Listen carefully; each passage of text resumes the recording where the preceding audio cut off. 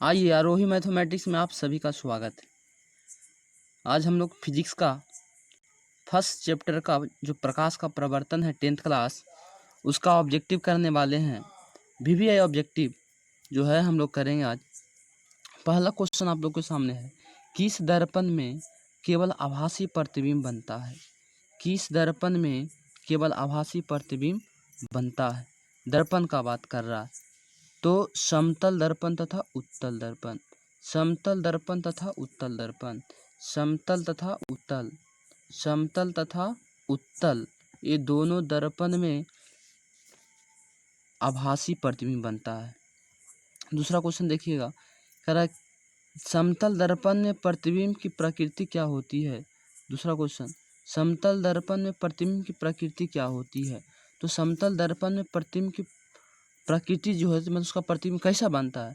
तो आभासी बनता है और वस्तु के बराबर बनता है। शीशा में, दर्पण में, समतल दर्पण जिसमें हम लोग आईना कहते हैं, उसमें प्रतिबिंब जो है आपको आभासी और बराबर बनता है, आभासी और बराबर बनता है। चलिए तीसरा क्वेश्चन कह रहा, गोलीय दर्पण की फोकस दूरी उसकी वक्रता त्रिज्या की क्या होती है? गोलीय दर्पण की फोकस दूरी उसकी वक्रता त्रिज्या की क्या होती है? तो हम लोग एक फार्मूला पढ़े हैं, आर बराबर, तीसरा क्वेश्चन देखिएगा, गोलीय दर्पण की फोकस दूरी, तो आर बराबर होता है 2f, आर बराबर होता है 2f, मतलब वक्रता त्रिज्या फोकस दूरी की दुगनी होती है। तो वक्रता त्रिज्या फोकस दूरी की दुगनी होती है तो फोकस दूरी वक्रता त्रिज्या की आधी होती है। क्या होती है? आधी होती है। चलिए क्वेश्चन आगे देखेंगे, क्वेश्चन 4।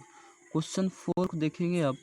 क्वेश्चन 4 कह रहा है प्रकाश तरंग उदाहरण है। तो प्रकाश तरंग उदाहरण है आपको विद्युत चुम्बकीय तरंग का। प्रकाश तरंग उदाहरण है किसका? विद्युत चुम्बकीय तरंग का। 5वां क्वेश्चन देखेंगे, दर्पण सूत्र होता है। तो दर्पण सूत्र होता है 1/v प्लस 1/u बराबर 1/f। ये आप इसको हम दर्पण सूत्र कहते हैं। प्लस की जगह ही माइनस हो जाता है तो इसका नाम हो जाता है लेंस सूत्र। लेकिन यहाँ पे क्या है? प्लस है, तो ऑप्शन डी आपको होगा 1/v और प्लस 1/u बराबर 1/f। इसको हम दर्पण सूत्र कहते हैं। गोलीय दर्पण में फोकसांतर एवं वक्रता त्रिज्या के बीच में क्या संबंध होता है? मतलब एफ और आर के बीच में क्या संबंध होता है? तो अभी लिखा फार्मूला आर बराबर 2f, आर बराबर 2f लिखा फार्मूला। अब देखिए आर बराबर 2f कहाँ है? तो यहाँ है नहीं, तो हो जाएगा एफ बराबर r/2। इधर 2 गुना तो इधर भागा, तो एफ बराबर r/2, एफ बराबर r/2, ऑप्शन नंबर सी हो जाएगा, एफ बराबर r/2। अगला क्वेश्चन चलते हैं आगे। Question number 7। क्वेश्चन नंबर 7 कह रहा है कि एक गोलीय दर्पण द्वारा बने प्रतिबिंब का आवर्धन ऋणात्मक है, आवर्धन ऋणात्मक है तो प्राप्त प्रतिबिंब होगा। तो आज जब आवर्धन ऋणात्मक होता है तो प्राप्त प्रतिबिंब जो होता है उल्टा होता है। प्राप्त प्रतिबिंब कैसा होता है? प्राप्त प्रतिबिंब आपको उल्टा होगा। चलिए क्वेश्चन नंबर अब आगे चलते हैं।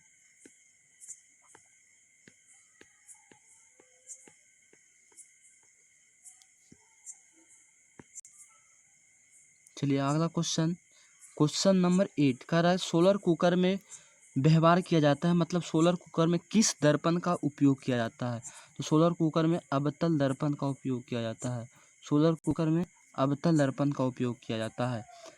9वां क्वेश्चन कह रहा है मोटर चालक के सामने दर्पण यानी साइड मिरर मतलब बगल में कौन सा दर्पण लगाया जाता है? तो उत्तल दर्पण लगाया जाता है। और उत्तल दर्पण इसलिए लगाया जाता है क्योंकि इस दर्पण में किसी वस्तु का प्रतिबिंब छोटा बनता है, और छोटा बनने के कारण अधिक क्षेत्र तक इस जो है उत्तल दर्पण अधिक क्षेत्र तक क्या करता है? जगह को अपनी ओर में अंदर लाता है, इसलिए ज़्यादा क्षेत्र दिखाई देता है, इसलिए इसमें प्रतिबिंब छोटा बनता है और इसलिए इसका प्रयोग गाड़ी के साइड मिरर के रूप में किया जाता है। सर्च लाइट का परावर्तक सतह बना होता है अवतल दर्पण का। सर्च लाइट का परावर्तक सतह होता है अवतल दर्पण का। प्रकाश की किरणें गमन करती है तो प्रकाश एक सीधी सरल रेखा में जाती है, इसलिए प्रकाश की किरणें गमन करती है सीधी रेखा में।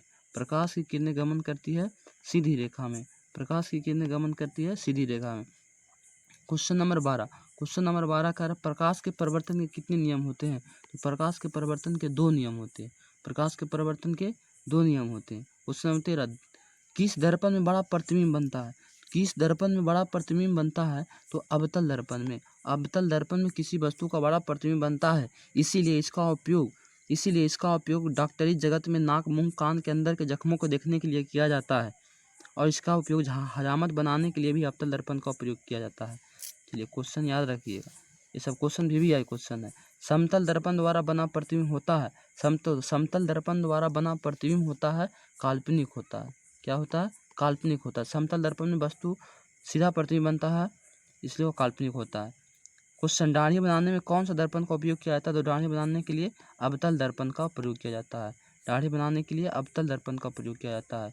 अगला क्वेश्चन देखिएगा, 16 क्वेश्चन, परिवर्तन के नियम को याद करता है। तो प्रकाश के परिवर्तन के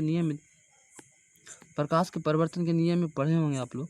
प्रकाश के परिवर्तन के जैसे कि है दर्पण में यह अभिलंब हो गया, ये आपतित किरण, अपरिवर्तित किरण, आपतन कोण, परिवर्तन कोण, I=R होता है। मतलब आपतन कोण और परिवर्तन कोण आपस में बराबर होता है। आपतन कोण और परिवर्तन कोण आपस में बराबर होता है। तो परिवर्तन के नियम में आपतन कोण और परिवर्तन कोण आपस में बराबर होता है। दंत विशेषज्ञ, जैसा कि अभी हमने बोला, दांत के विशेषज्ञ किस दर्पण का उपयोग करते हैं? दांत के मरीजों को दांत को देखने के लिए, प्रतिबिंब देखने के लिए, तो अवतल दर्पण का प्रयोग करते हैं। गोलीय दर्पण का परावर्तन पृष्ठ की वृत्ताकार सीमा रेखा का व्यास कहलाता है। तो क्या कहलाता है? वक्रता त्रिज्या कहलाता है। आगे चलते हैं क्वेश्चन नंबर 19 के पास। क्वेश्चन नंबर 19 कहता है, एक उत्तल दर्पण में बना प्रतिबिंब हमेशा होगा। तो उत्तल दर्पण में बना प्रतिबिंब हमेशा काल्पनिक होता है और छोटा होता है। छोटा को हरासित बोलते हैं, इसलिए काल्पनिक और हरासित होगा। क्वेश्चन नंबर 20, ऐसे पदार्थ जिससे होकर प्रकाश आसानी से पार कर देता है पारदर्शी पदार्थ कहलाता है। जिससे होकर आसानी से पार करता है पारदर्शी, जिससे होकर आसानी से पार नहीं करता अपारदर्शी, और जिससे होकर कम या थोड़ा ना पार करता है प्रकाश से प्रभासी कहते हैं। आगे चलते हैं क्वेश्चन नंबर 21। क्वेश्चन नंबर 21 कहता है, हमारी आंख जो देख सकती है वे वस्तुएं क्या कहलाती है? तो वे वस्तुएं प्रदीप्त वस्तु कहलाती है।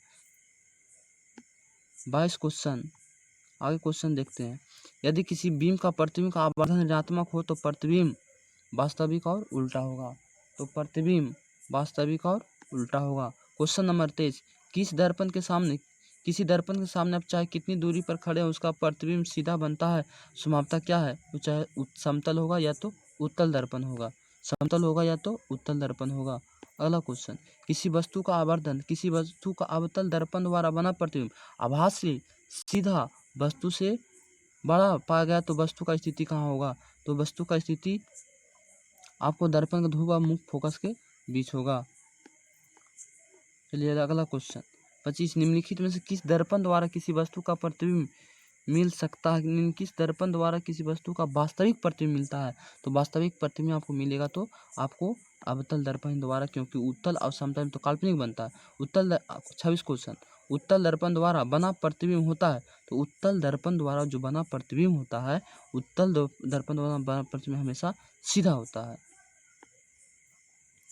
27 क्वेश्चन, अवतल दर्पण में आवर्धित काल्पनिक प्रतिबिंब बनने के लिए वस्तु को कहाँ रखा जाता है? आवर्धित काल्पनिक बनने के लिए वस्तु को कहाँ रखा जाता है? कौन दर्पण है भाई? अवतल दर्पण है। तो फोकस के अंदर रखा जाता है। फोकस के अंदर करने का मतलब हुआ ध्रुव और फोकस के बीच में रखा जाता है।